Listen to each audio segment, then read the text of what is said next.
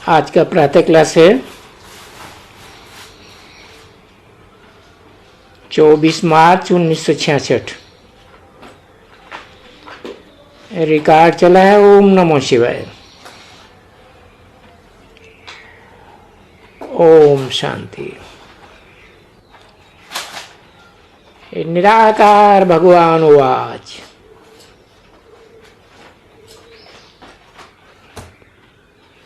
अब निराकार भगवान कहा ही जाता है शिव को।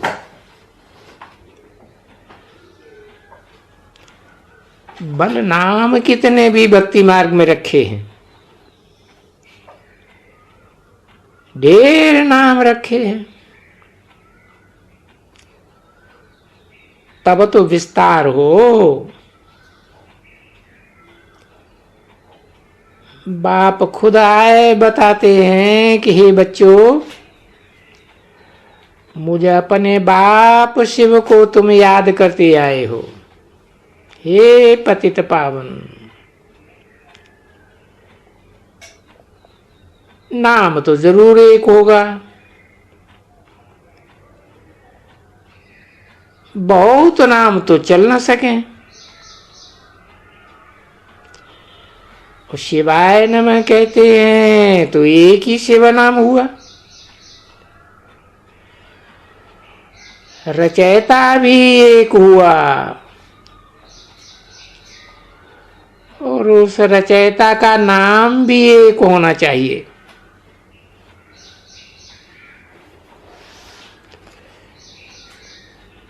उस रचयिता का नहीं कहेंगे, कहेंगे उनका नाम। उन दोनों आत्माओं का नाम भी एक होना चाहिए। नाम काम के आधार पर होते हैं और काम तो व्यक्तित्व का होता है। निराकार कैसे होगा? तो बहुत नामों से तो मनुष्य मुझे जावे। जैसे तुम्हारा नाम पुष्पा है,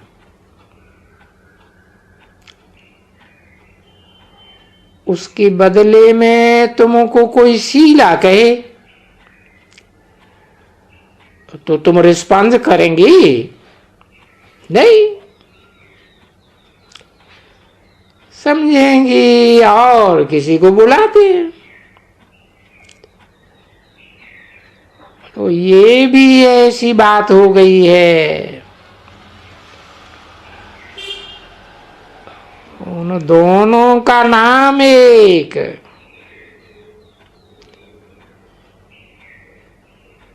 दो है ना, एक शिव कहा जाता है, एक शंकर कहा जाता है।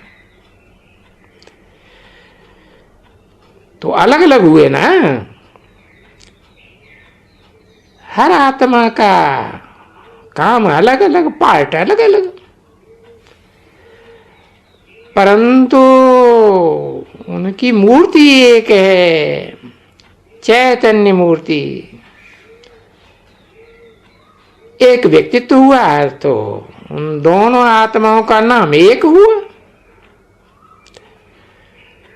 परंतु भक्ति मार्ग होने के कारण, बहुत मंदिर बनाने के कारण किस्म किस्म के नाम रख दिए।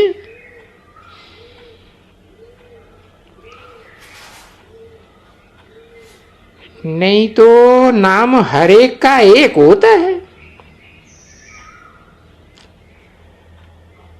गंगा नदी को कब जमुना नदी नहीं कहेंगे?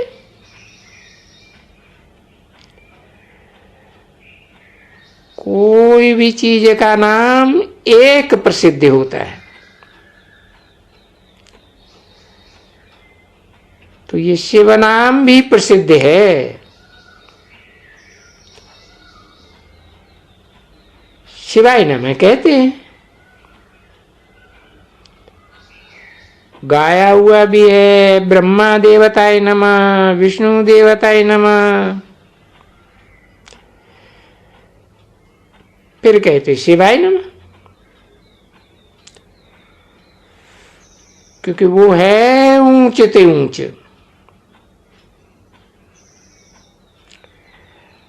अब ऊंच ते ऊंच तो इस साकार दुनिया की बात है।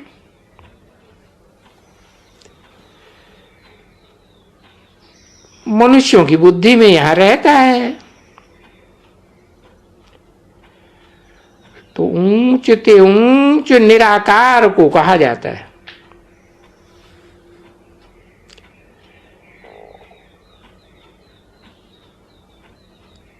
दोनों ही आत्माएं निराकारी स्टेज धारण करती हैं तो उनका नाम एक ही है।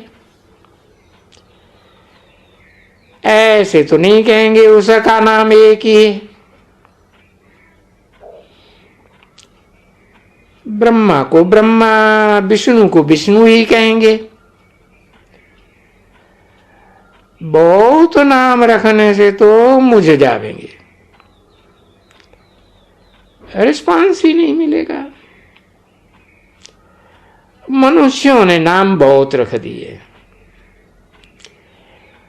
तो रिस्पांस मिलता ही नहीं, और नाम उनके रूप को जानते हैं।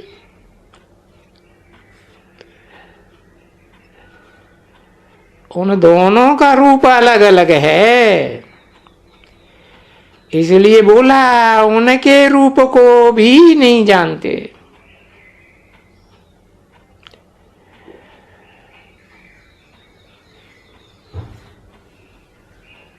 नहीं जानते हैं तो फिर शिव शंकर को मिला के एक कर देते हैं। अब बाप तो बच्चों से ही आकर बात करते हैं ना।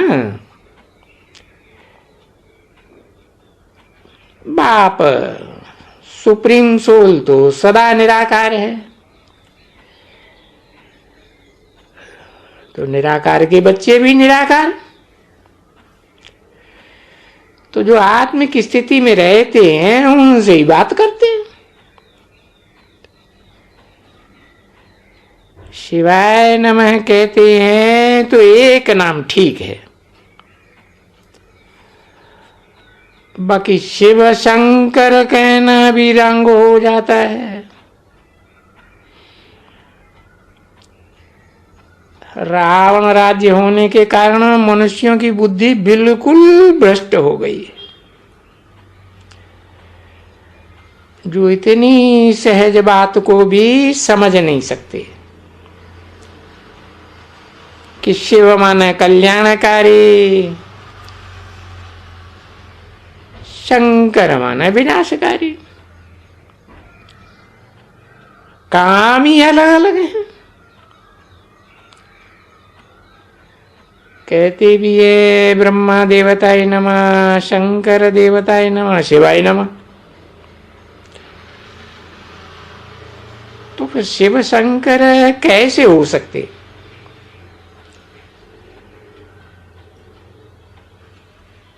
एक ही बात में कितनी मूर्खता है।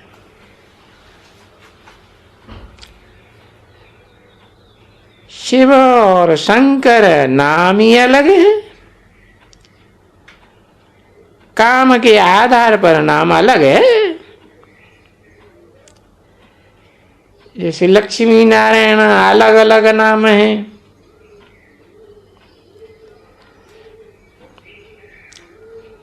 नारायण पर तो लक्ष्मी नारायण नाम नहीं कहेंगे। आजकल तो मनुष्य अपने ऊपर दो दो नाम भी रख देते।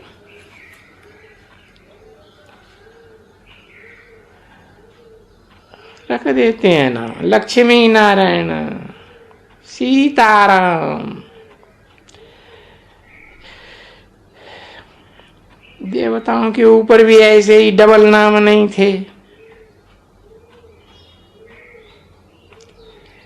राधे का अलग, कृष्ण का अलग। या तो एक ही मनुष्य का नाम राधे कृष्ण लक्ष्मी नारायण रख देते हैं। बाप बैठकर समझाते हैं क्रिएटर एक है, क्रिएटर दो नहीं हो सकते। मनुष्य सृष्टि एक है तो क्रिएटर भी एक है।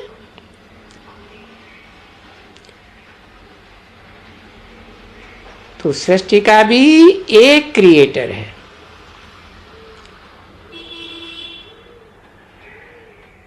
जो एक क्रिएटर है उनको जानना ही है।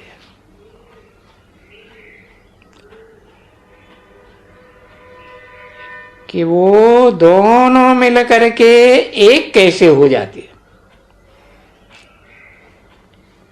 एक व्यक्तित्व, एक पर्सनालिटी।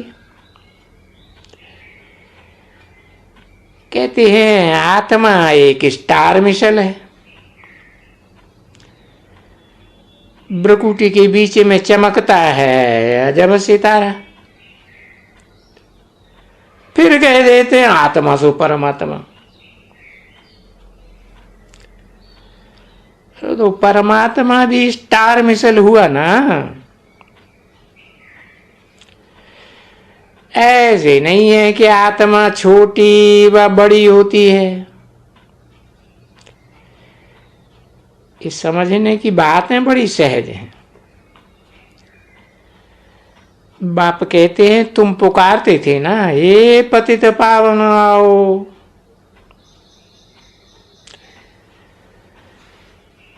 परंतु पतित को पावन कैसे बनाते हैं ये कोई नहीं जानते।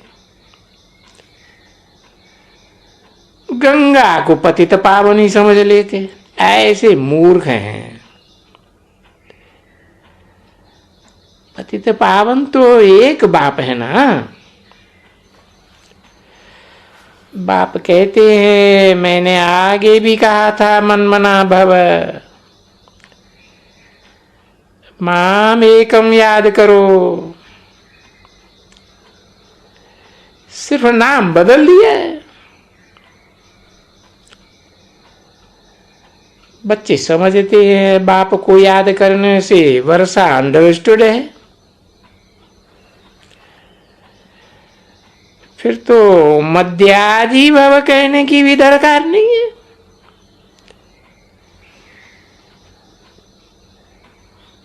कि मेरे लिए यजन करो, मेरे लिए कर्म करो। परंतु बिल्कुल ही बेसमझ बन गए।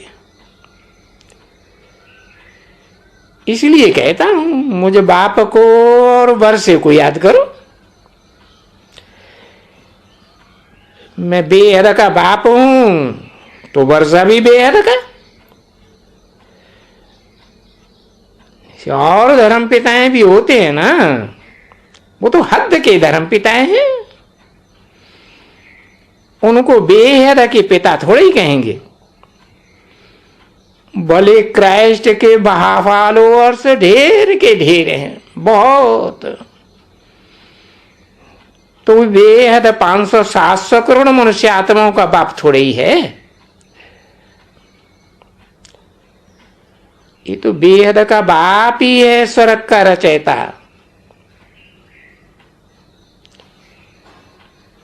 तो जरूर बाप को याद करने से हमको बादशाही मिलेगी। बच्चा पैदा हुआ और बाप कहेगा बारिश आया। बच्ची के लिए नहीं कहेंगे।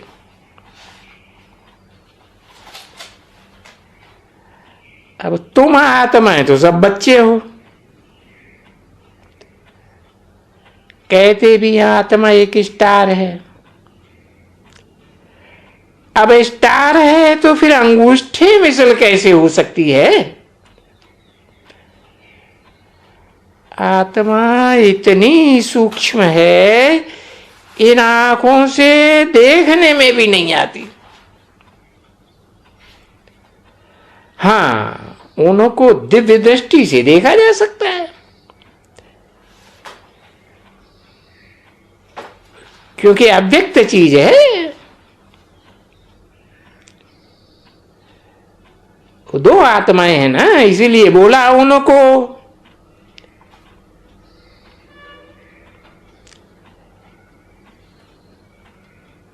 दो आत्माएं एक ही व्यक्तित्व में है। तो इन आंखों से समझने की चीज है, जानने की चीज नहीं है। इन आंखों से देखने में नहीं आती। हाँ, उनको दिव्य दृष्टि से देखा जा सकता है। दिव्य दृष्टि में चेतन देखने आया, फिर गायब हो गए। अब मिला तो कुछ भी नहीं, सिर्फ दिव्य दृष्टि से देख करके या साक्षात्कार करके खुश हो जाते हैं। तो इसको कहेंगे भक्ति का अल्पकाल का सुख।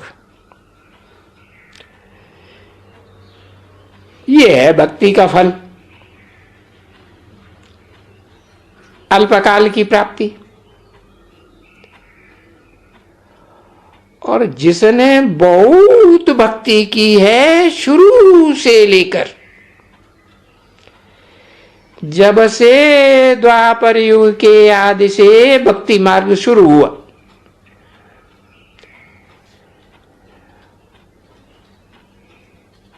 उनको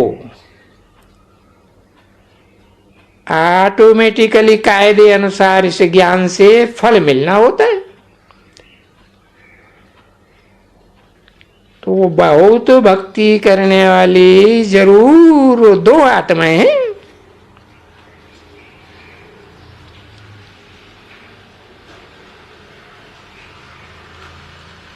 विष्णु और ब्रह्मा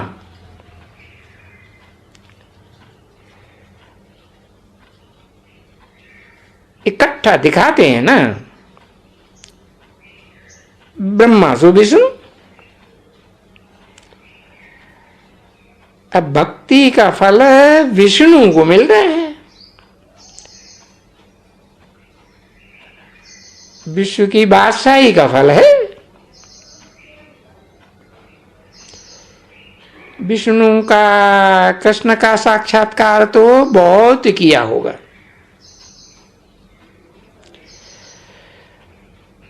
परंतु समझा जाता है कि भिन्न नाम रूप से भक्ति की है।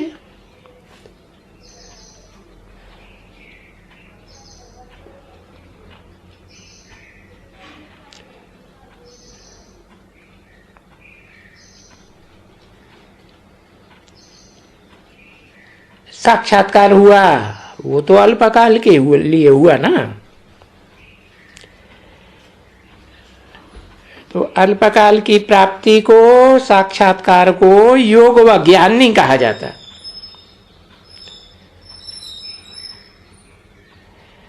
नवदा भक्ति का साक्षात्कार हुआ।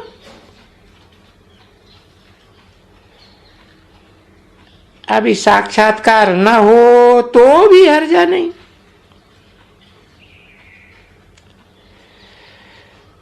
क्योंकि यहाँ एम ऑब्जेक्ट है ही मनुष्य से देवता बनने की। तुम देवी देवता धर्म के बनते हो।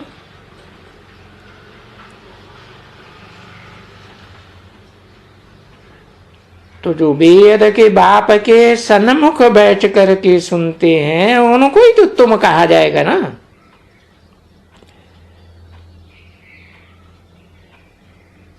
बाकी पुरुषार्थ कराने के लिए बाप सिर्फ कहते हैं। औरों के संग बुद्धि का युग हटाओ।